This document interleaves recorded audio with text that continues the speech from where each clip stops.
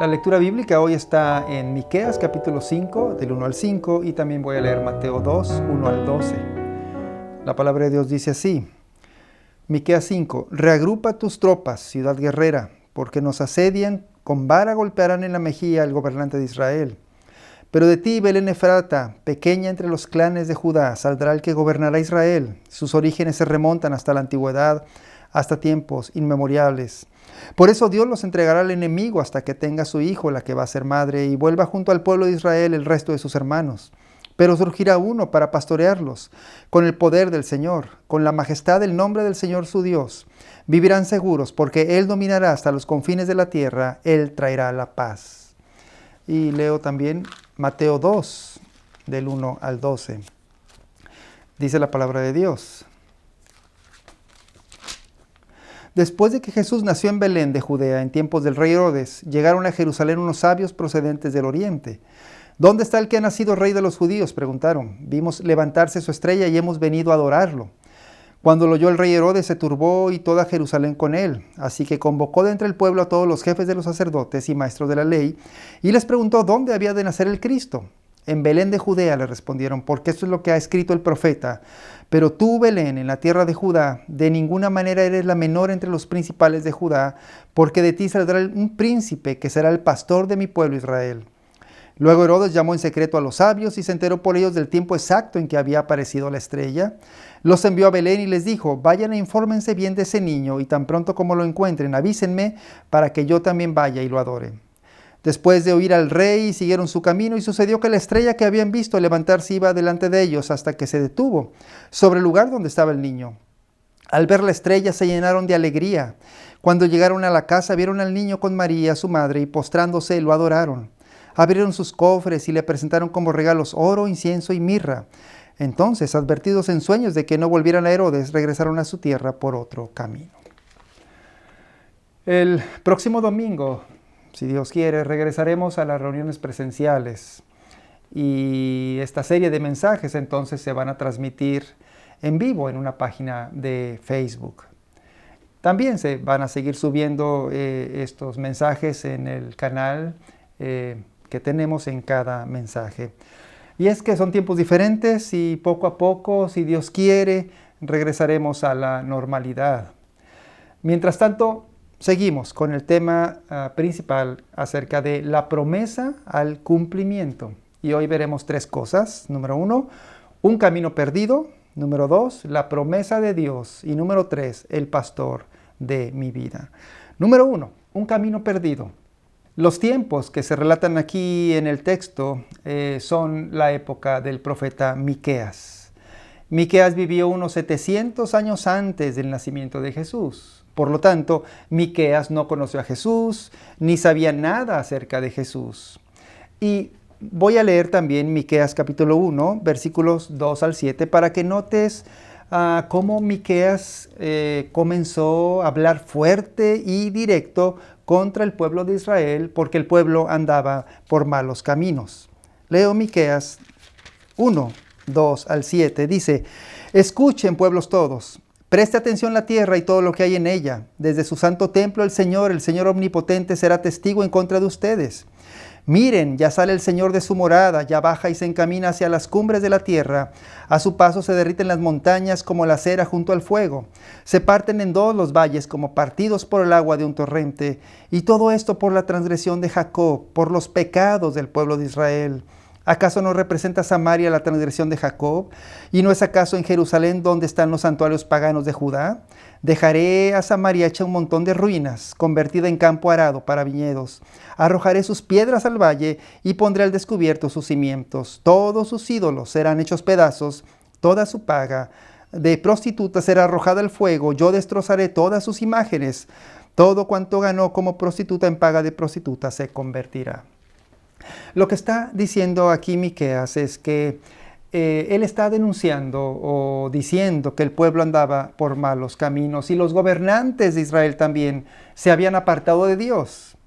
Y Dios ya no los aceptaba y por eso les envió a Miqueas a denunciar sus pecados. En ese tiempo, Israel, el pueblo de Israel, se había apartado del camino de Dios de diferentes maneras, y es muy interesante la similitud que tienen esos tiempos con nuestros tiempos modernos. Una manera en que la gente andaba en malos caminos era que ellos habían dejado a Dios y ahora adoraban a ídolos de piedra y de madera para adorarlos. Por eso Miqueas dice: todos sus ídolos serán hechos pedazos, yo destrozaré todas sus imágenes. Eso es lo primero que Dios les denuncia por la boca del profeta Miqueas. Y luego pasa a otro asunto de sus malos caminos, y era que en el pueblo de Israel había muchas injusticias, había mucha opresión hacia los demás. Y mira cómo Dios aquí entonces los dice claramente que ellos están siendo muy injustos contra sus semejantes.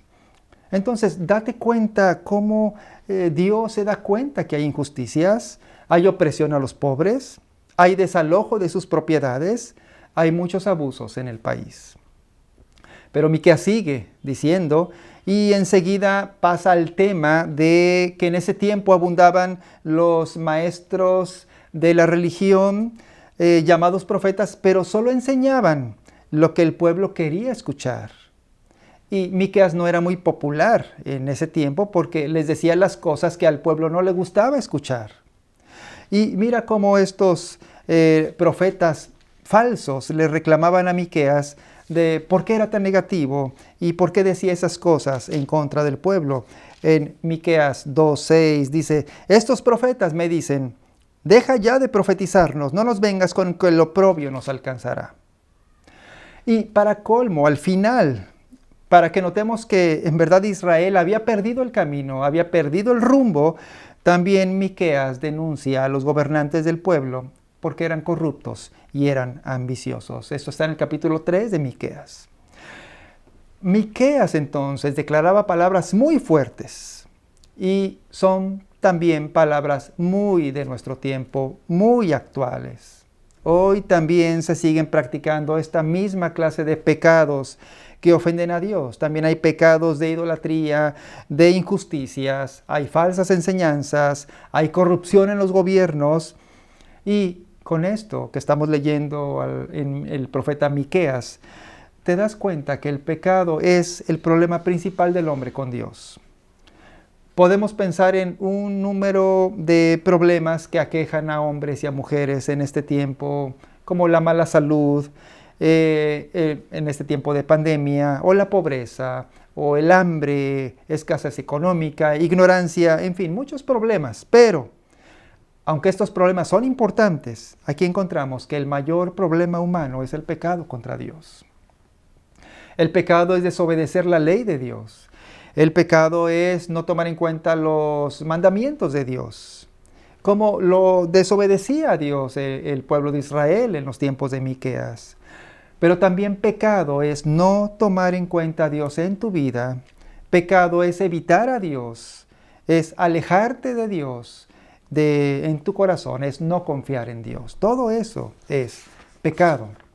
Y por eso Miqueas al final, por lo tanto, en el capítulo 3, dice que Dios va a juzgar y va a castigar el pecado, porque el pueblo ya se había desviado del camino y el pueblo no quería oír al profeta Miqueas, y eso mismo sucede tanto en aquel tiempo como en nuestros días. Dice el capítulo 3, versículo 12, que el Señor les dijo: por lo tanto, por culpa de ustedes, Sión, es decir, Israel, será como un campo arado, Jerusalén quedará en ruinas y el monte del templo se volverá un matorral.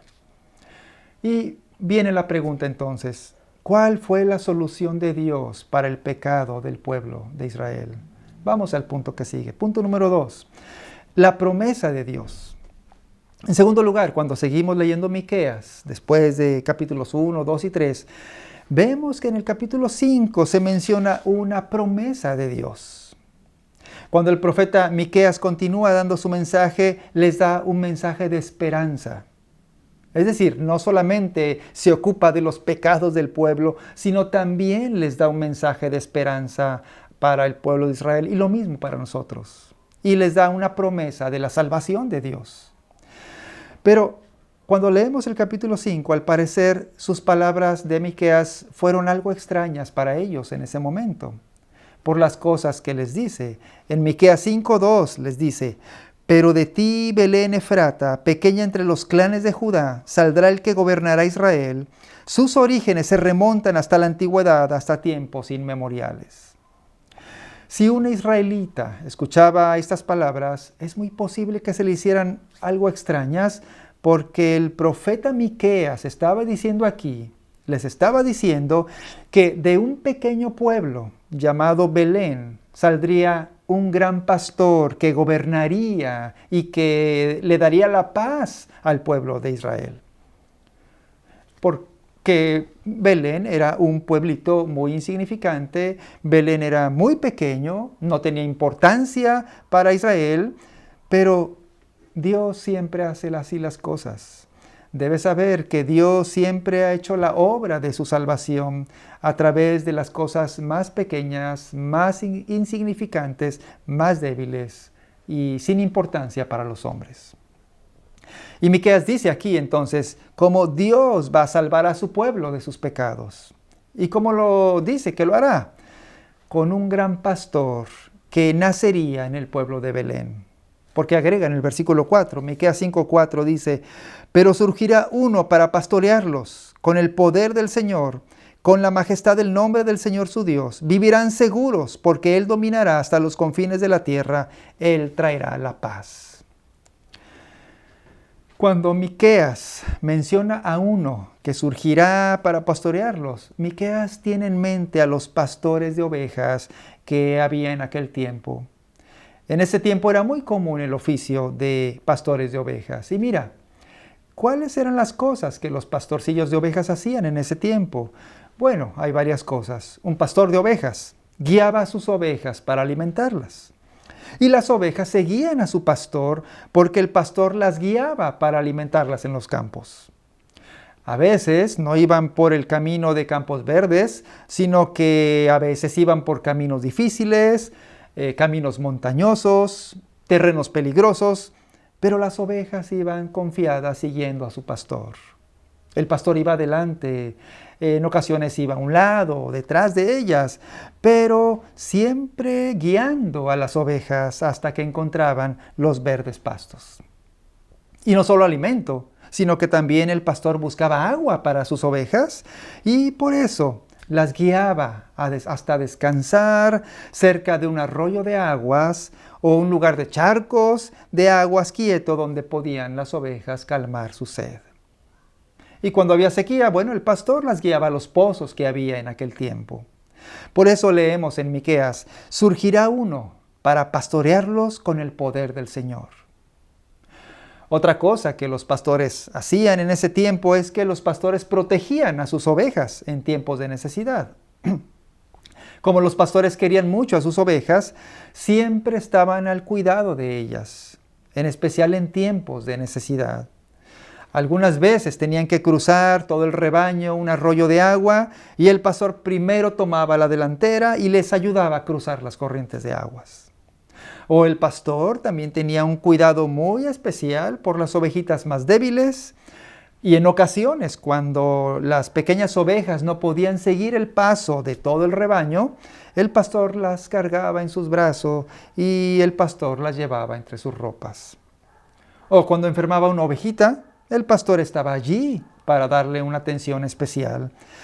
Y sobre todo, la protección más importante era contra el peligro de los ladrones y de los animales feroces. En aquel tiempo era muy común los ladrones de ovejas, les gustaba robar ovejas, pero también había lobos, había hienas, chacales, leones, osos, y el pastor siempre estaba allí en guardia y listo para proteger a sus ovejas con su vara y con su honda. Y una cosa más que los pastores hacían en aquel tiempo era que cuando una oveja se perdía, porque solía suceder eso, el pastor enseguida se daba cuenta de la oveja perdida, porque el pastor conocía a sus ovejas, sabía quiénes eran sus ovejas, y cuando una se perdía, el pastor atravesaba desiertos, montañas, en busca de la oveja que se había perdido y descarriado. Es por eso que Miqueas anunció que cuando viniera este pastor, dice Miqueas, vivirán seguros, porque Él, el gran pastor, dominará hasta los confines de la tierra. Él traerá la paz. ¿Qué significa esta promesa para nosotros? Mira el punto 3. Punto 3, el pastor de mi vida. Vamos ahora al Nuevo Testamento. En esta serie de mensajes ya te diste cuenta que el énfasis de la historia de la Navidad es que Dios hace promesas o hizo muchas promesas a través de los profetas y se cumplieron sus promesas más tarde.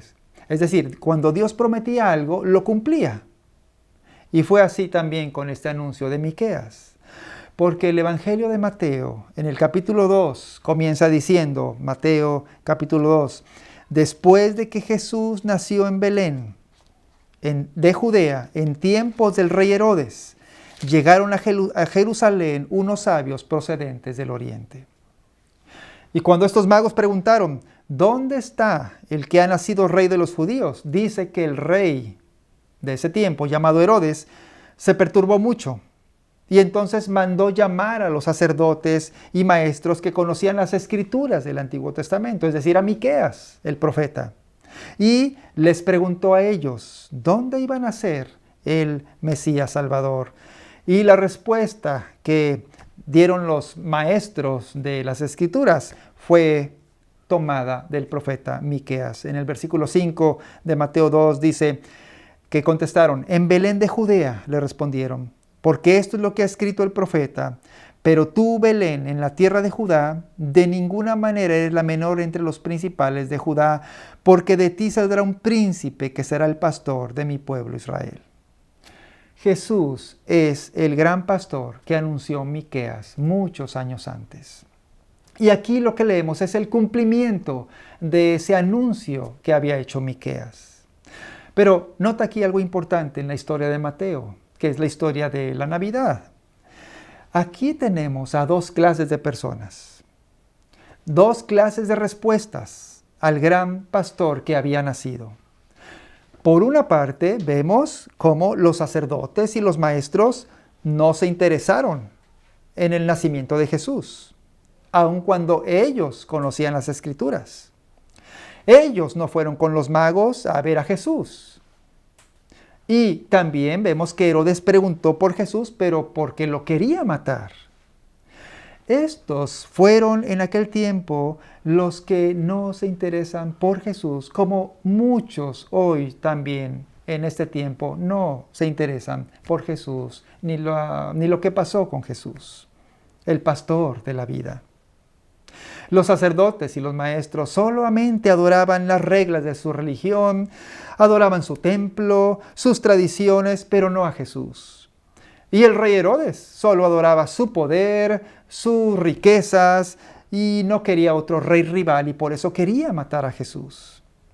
Pero por otra parte, vemos a los sabios de Oriente preguntando por Jesús, estando muy interesados por Jesús, queriendo verlo, queriendo conocerlo y sobre todo ellos querían adorar a Jesús. Y eso fue lo que se nos dice en esta historia de Mateo. Al final, en Mateo 2, versículo 10 al 12, dice, al ver la estrella, los sabios de Oriente se llenaron de alegría. Cuando llegaron a la casa, vieron al niño con María, su madre, y postrándose lo adoraron.